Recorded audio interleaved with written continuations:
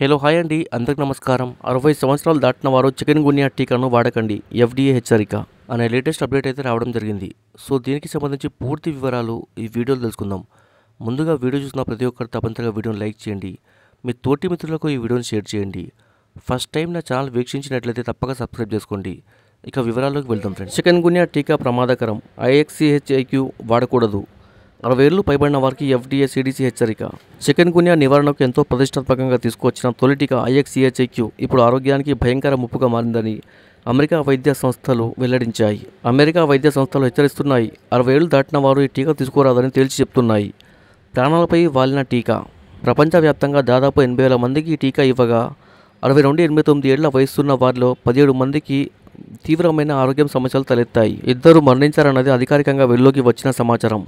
Neurological, cardiac సంబంధిత సమస్యలే అధికంగా నమోదయ్యాయి. వెంటనే నిలిపివేయాలి. ఈ పరిణామాల నేపథ్యంలో ఎఫ్డీఏ సిడిసి సంస్థలు స్పందించాయి. తదుపరి ఉత్తర్వులు వచ్చే వరకు ఈ టీకా వాడకూడదు, ఎవరైనా తీసుకునే ముందు అప్రమత్తంగా ఉండాలి అని హెచ్చరించాయి. Subscribe for more videos. Thanks for watching friends.